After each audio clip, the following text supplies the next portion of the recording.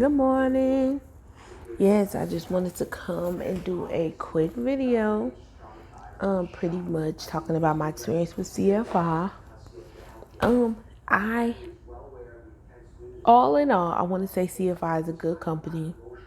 It is a big company, so in saying that, I think that big companies have issues where the dispatchers feel as if they can treat you however they want because it is a big company. So they think like it doesn't matter whether you stay or go because there's some more drivers coming straight out of school looking for a job and they're willing to, get them. So that's my issue with big companies in general. Um, my first issue with CFI arose when I first want to say this. I was hired to be a Southeast driver. I was never really in the Southeast like that. I mostly was in Pennsylvania, which I was not. I was expecting to be a Southeast driver. That's what I wanted to be. I wanted to be a regional Southeast driver, get home every 2 weeks. That's what I was told that would be the problem. Every 9 days to be exact. So my first issue arose where I was getting home. My first driver manager, she was perfect with getting me home. I didn't have forced dispatch, so I was told that if I didn't want to go somewhere, I could let them know. I did express to my driver manager that I didn't want to go to Pennsylvania. She would find me another route. One day, I was leaving Florida, and I was pulled into a way station. Didn't have the IFTA stickers, so they gave me a fine. Later on, during that week, I received a phone call from my company stating that I hate people who keep saying I'm gonna try not to keep doing that. But I received a phone call from my company stating that they were going to take the money out of my check for the fine. Told them that I did not agree with that. I said, this is your this is your truck. This is a company truck. You guys are responsible for making sure that the stickers was on the truck prior to me getting the truck. At this point, I had not even been working for CFI for 30 days. So that is why I did not feel as if I was responsible. The man that I spoke with on the phone told me that I did it again. But the man on the phone told me that I'm supposed to check for the stickers when I do my pre-trip each day. Okay? Whether you're in school, out of school, whatever you're doing, that's not part of a pre-trip, period. That's something that you can do to make sure that you're good. But ultimately, it is the company's responsibility to make sure that those stickers are on the truck prior to them giving you the truck and before the stickers expire. They are to make sure that those stickers are accessible to you. So therefore, that's why I didn't feel like it was my responsibility. Anywho, I told him that I wanted to call my lawyer. That really pissed him off. He was like, you know what? Why do you need to call a lawyer? I said, why not? You're telling me that you're going to take money out of my check. So why wouldn't I call a lawyer? So my mother is a paralegal. He got mad with me. He said, you know what? You just call your lawyer and you call me back. So I called my mother and I told her the situation. Then I called him on three-way with her on the phone.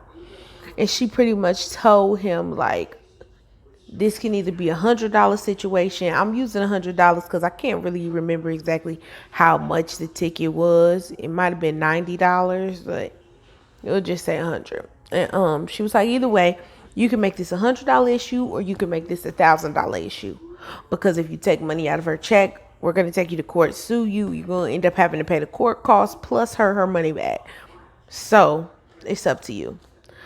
He told me that he had to speak with his supervisor. He would give me a call back before the end of the day, which he did, and he let me know that they were going to go ahead and pay the ticket. And so upon paying the ticket, I went home on my home time, and I received a message to my PeopleNet telling me that I was going to have a new driver manager. Now, my new driver manager, his name was Jonathan. I actually called him because I told him that I wanted to introduce myself. So I gave him a call and I let him know who I was, what's been going on. Like I told him, I said, I've been going home every 2 weeks. I'm a Southeast regional driver. I want to make sure that you know that. And he was like, yes, he does. So things were going good. About 2 weeks went past, honestly, with the new driver manager. And when I called him, told him I was, the date that I wanted to get home, he was like, okay, you can go home for 2 days. So I did that. I'm sorry, I'm in the break room. I just don't want anyone interrupting my video. But my truck is getting serviced at my new company. But he told me that, sorry, I lost my train of thought. He told me, where was I even at?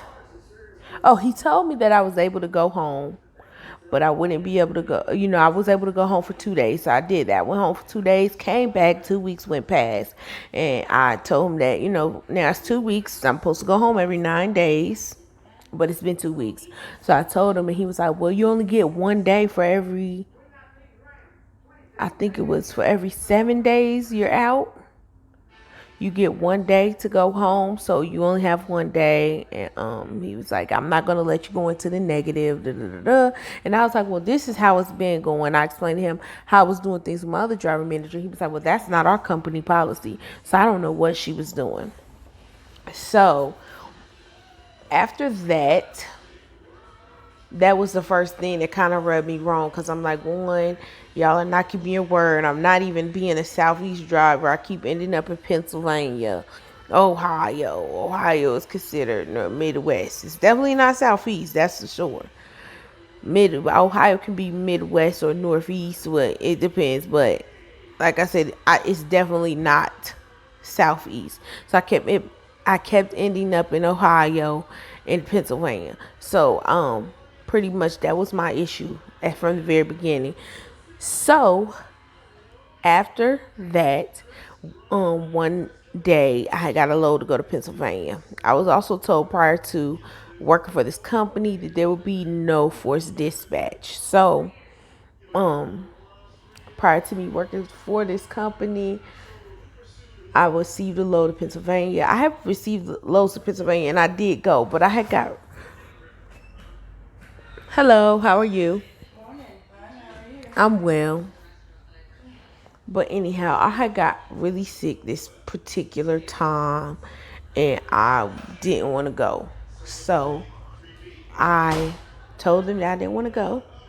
And pretty much my new driver manager was like, well, you only have 2 options. You can go or you can turn in the truck. So I ended up turning in the truck. And that pretty much completed my experience. I caught a bus from Atlanta to North Carolina, which is where I live. And like I said, that pretty much completed my experience.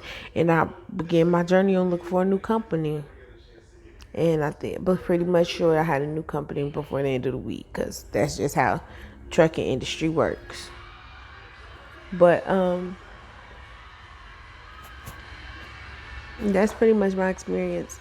My experiences will not be the same as yours. Everyone is different. I still have a friend who still works there currently. But with the company I'm working for now, I get paid more money, and I pretty much do what I want.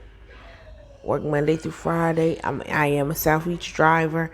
I'm home on the weekends. So if you have any questions, feel free to email me at nailburst@gmail.com.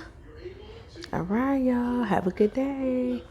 Come over here, let me speak to you, baby. Talk to your body and teach you my language. I know you used to these women that's timid. See what